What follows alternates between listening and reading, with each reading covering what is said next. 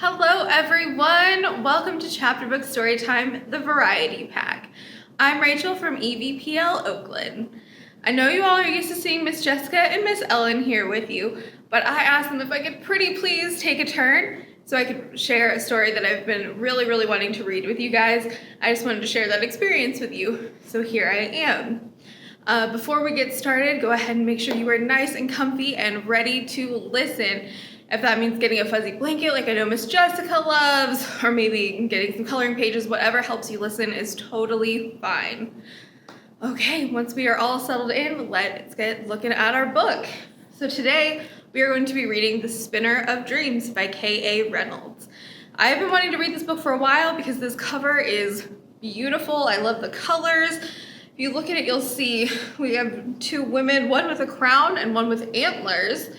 Also, there's a tiny person right down here, and I think it's a castle and some interesting staircases. It looks kind of confusing. Maybe we'll find out what that's about.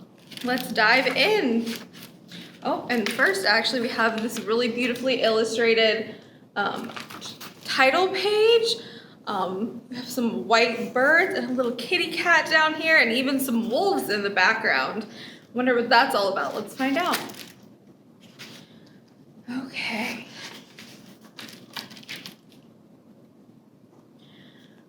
Once upon a time, before the War of Fates, the Mazeland had been ruled by powerful elves, twin brothers who controlled the fates and dreams of every being in all the worlds. One ruled the southern half of the Mazelands, the realm of fate. The other ruled the half to the north, the realm of dreams. They kept order, gave purpose, bestowed hardships and hope, and especially loved the human beings in the world below. For centuries, all was well, until they died in the Great War, and the fates and dreams of every new creature born died with them. Every day, above and below the sky, children were born. Without purpose, without dreams, without any destiny at all. It was as if they were alive, but asleep. Parents were afraid. Citizens of the Mazelands had waited centuries for the new twins, born of legend, marked hands to restore fate and dreams to all the worlds. It had been foretold, and now that day had finally come.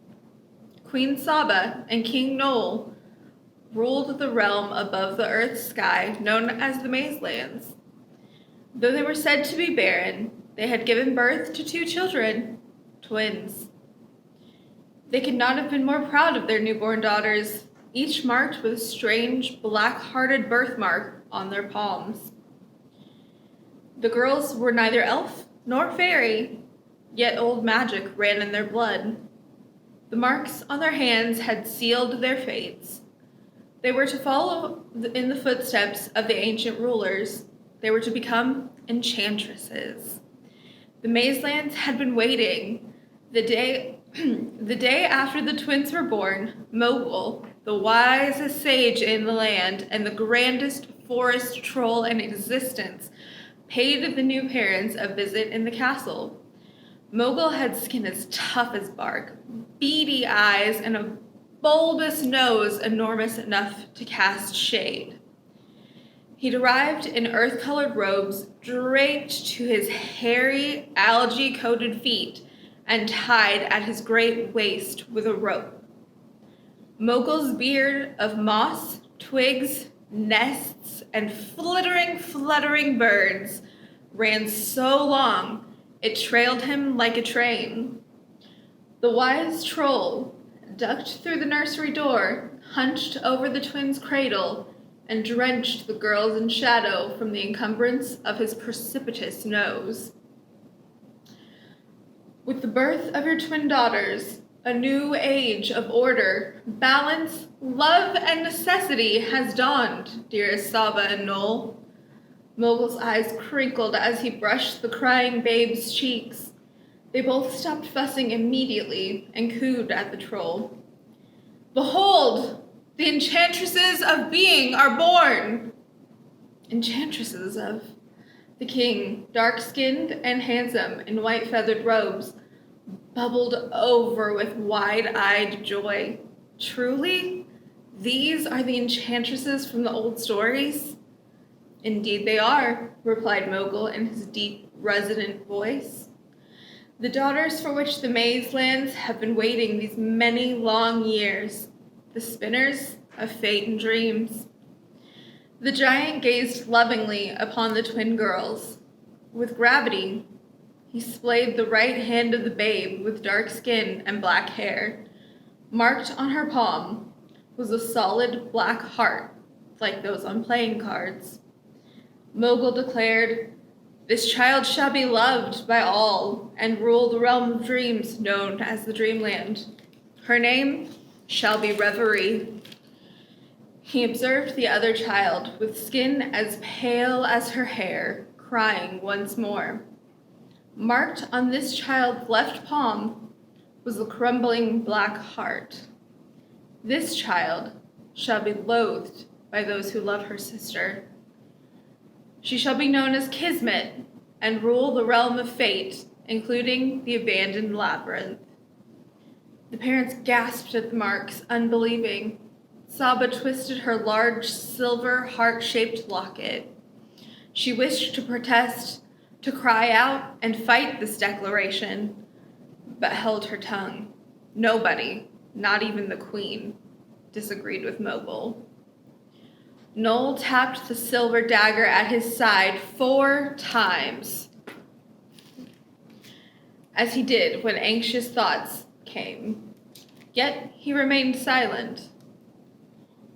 From this moment on, Mogul continued, the lives of all living beings shall bend to their will. The sisters shall work in direct opposition to each other, and though they may try, they shall never be friends. He stroked his beard and regarded Saba and Noel.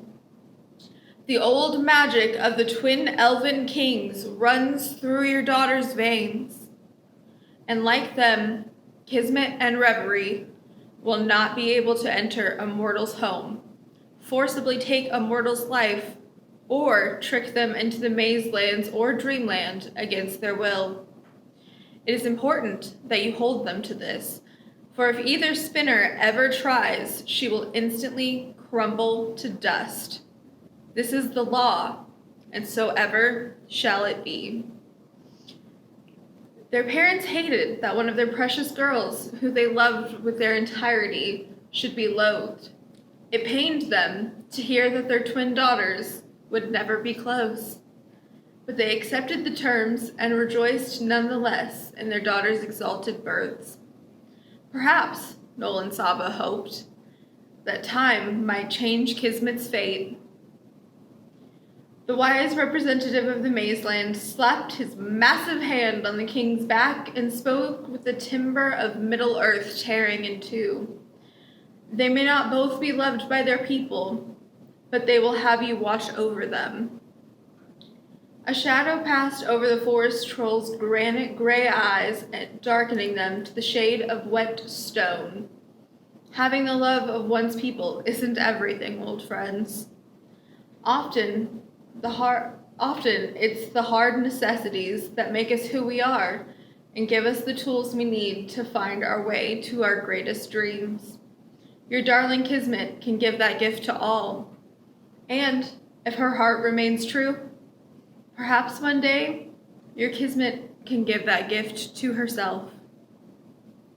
After Mogul dragged his heft and his scent of damp earth from their bedchamber, the king and queen cuddled their daughters dearly. They whispered words of love to each other, not knowing that over the next 11 years, Kismet, currently holding her father's finger and smiling up at him, would grow into a cruel-hearted child. One who hurt her sister when no one was looking. One who would lie, cheat, and manipulate to get her own way. One who would lock herself in the tallest tower of her ruby palace in fits of rage, unable to understand why her people detested her, yet pledged their lives to her sister. and why her parents and Mogul did nothing to change her fate. King Noel and Queen Saba did not know their darling Kismet would become a monster. Yet, even if they had, they would have been powerless to stop her. And now on to the real chapter 1. And here we actually have a illustration of a cat in a top hat and monocle, it looks like. And this chapter is called The Beginning of the End. The day Annalise Merriweather was born, charred black hearts rained from the sky. The crisp, crumbly things descended through a crack in the heavens like burnt leaves from a dying world. They blew west on the tail of foul winds, blotting out the sun. Neighbors watched the dark storm propel to the Merriweathers' front door as the babe released her first cry. Strange wolves howled. The land blackened and died. A legion of white crows gathered on the Merriweathers' roof and stayed. Frightened townsfolk bolted locks and shut windows, but that would not be enough to deliver them from their ill fate. A plague of darkness and ruin descended, and everyone knew who to blame. What's wrong with her? I'm so sorry. A plague of darkness and ruin descended, and everyone knew who to blame. What's wrong with her? The girl's parents asked the doctor, their gazes fixed on their baby's left hand, twice the size of her right. When the grim doctor splayed the child's clenched fist to reveal a birthmark resembling a shattered black heart, the mark of the fate spinner herself. A wisp of black smoke rose from its center and danced away like a thing with wings. The doctor scowled at the infant and answered, everything. From that day forward, the folks of Carowitchet blamed their bad fortune on the marked girl.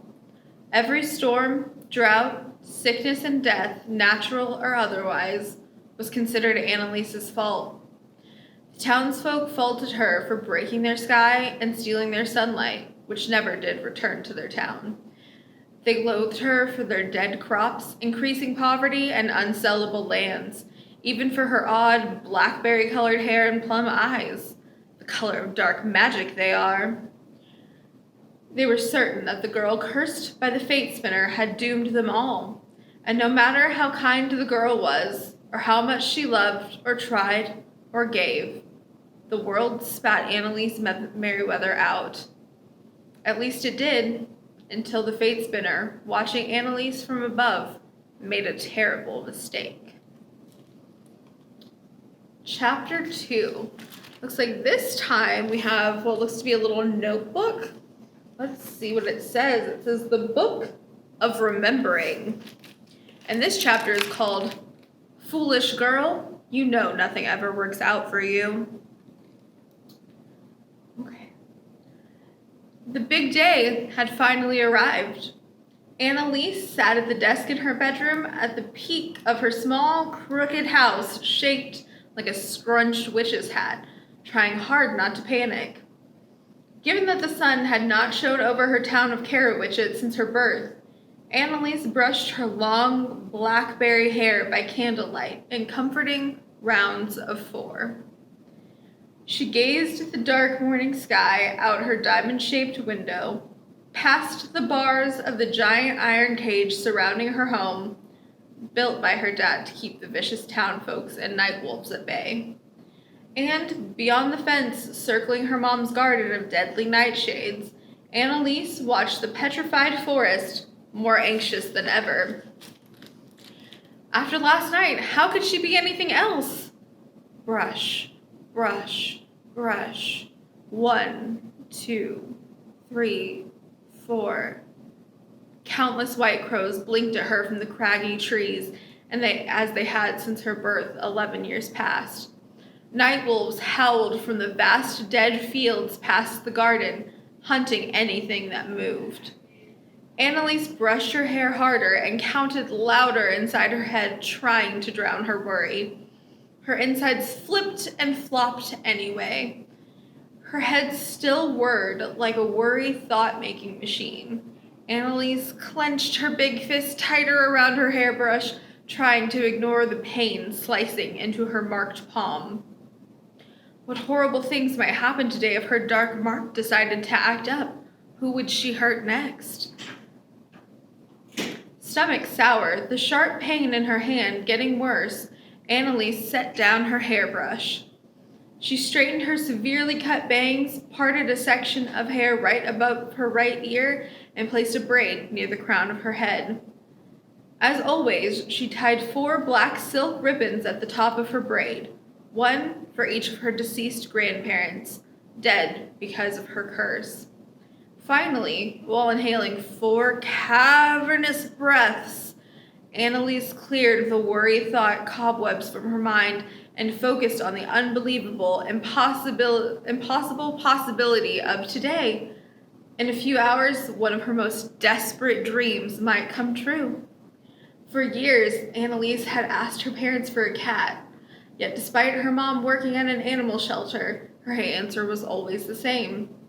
You know your dad has fur allergies. He gets all sneezy and snotty and just so wet. As it is, I need to change all my clothes after work before I can even walk in the door. Her mom, a tiny, stylish woman with wild, sometimes green, other times blue, but right now brown, chin-length hair, would shake her head and sigh, I'm sorry, sweetie. A cat just isn't in the cards.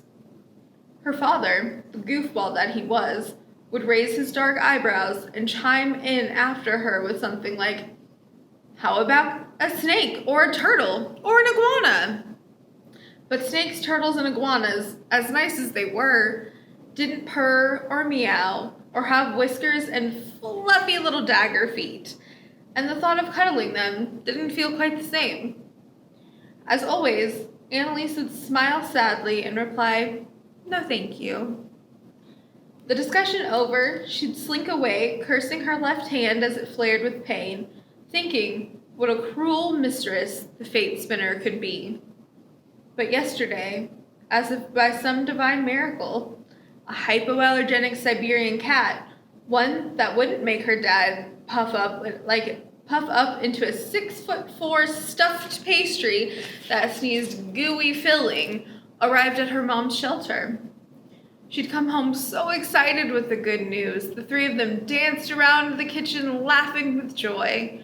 Overwhelmed with happiness that one of her dreams might be realized, Annalise had forgotten to contain her big hand, which proved a horrible mistake. Because sometimes, when she got too excited, panicked, or afraid, and sometimes for no reason at all, if her cursed hand wasn't clenched into a fist and hidden in the dark, and occasionally even when it was, the shattered black heart on her palm would smolder, and then it would burn.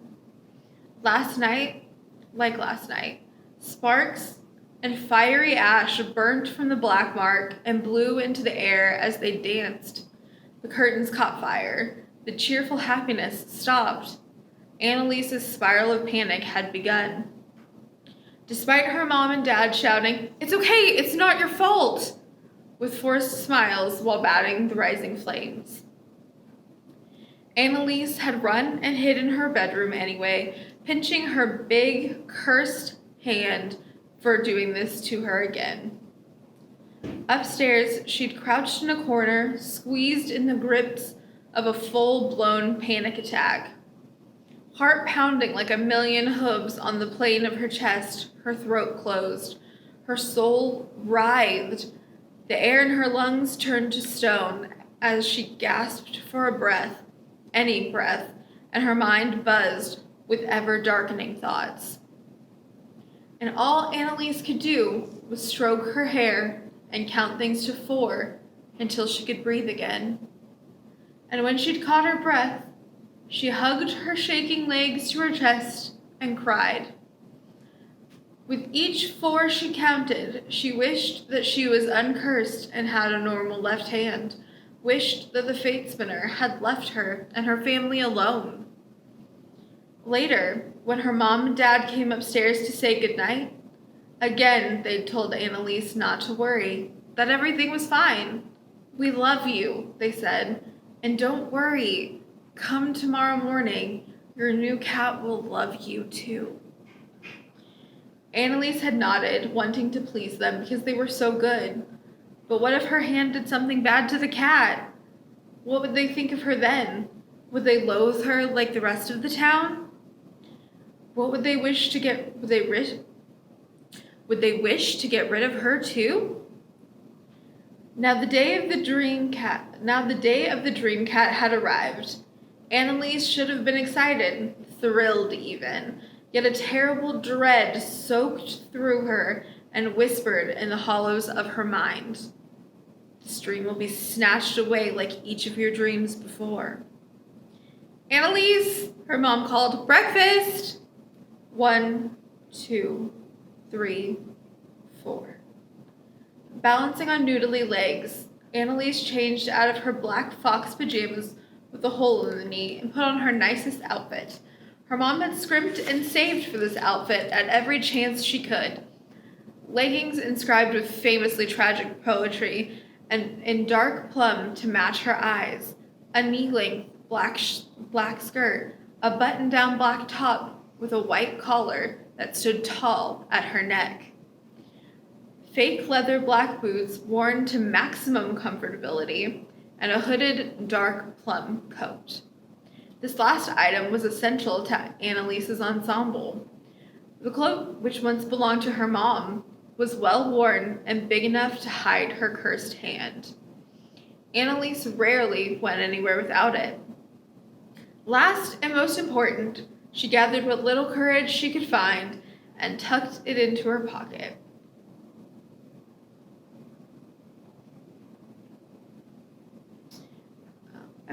Last and most important, she gathered what little courage she could find and tucked it into her pocket. Then, while clenching her big fist in a knot beneath her cloak, Annalise hurried toward her fate. The scent of coffee and dried apple biscuits drizzled with butter called to her from the kitchen. On her way through the dim living room, their ancient black and white television, the cord held to the wall by a patchwork of tape, flicked on as she passed. Her cursed mark had that effect on electronic devices, which Annalise disliked immensely, especially when it came to the TV. They only got one channel, the local Carowitchet news, much of which revolved around her. "Good morning, good people of Carowitchet," said the newsperson Penny Fabius. A squat woman with short red hair, not a nice natural red, orange, or auburn, but extreme fire truck red, a sharp chin, and cold blue eyes. "Today the skies will be dark and broken, the weather chill and reeking of death." The newscaster held up a familiar talisman draped around her neck and sneered at the TV screen, as if speaking to Annalise directly. "No thanks to the accursed child marked by the fate spinner, the devil-spawn Annalise Merriweather who blighted our town. Say true, say evil, say curse." Annalise's eyes pinched and her chest heaved. Static crackled across the screen when her dark mark spiked in pain. She clenched her big hand tighter. "Please," she begged, her shattered black-hearted mark. "Not today." For now, the cursed hand listened.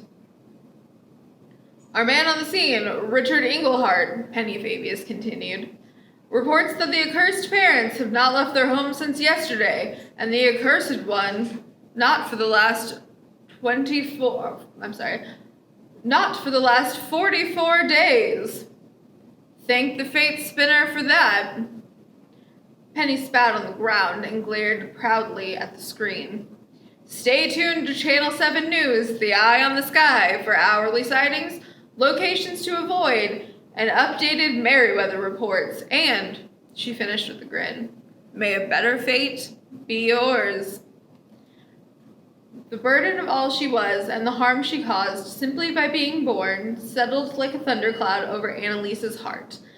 Many times she'd pleaded with her parents to leave Carowitchet, move somewhere no one would know their name, but always the response stayed the same.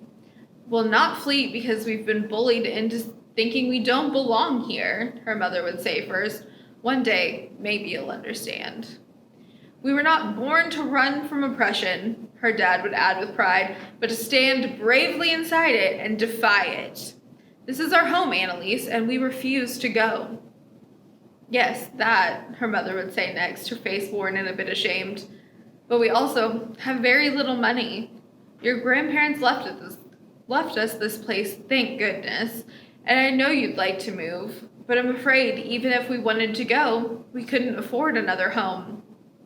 Then she'd smile and say, at least we'll always have each other. And as happy as Annalise was to be anywhere with her parents, standing in the hallway staring at the television screen flickering with an old image of her face labeled Enemy Number 1, all she wanted was to flee the town that hated her and never return.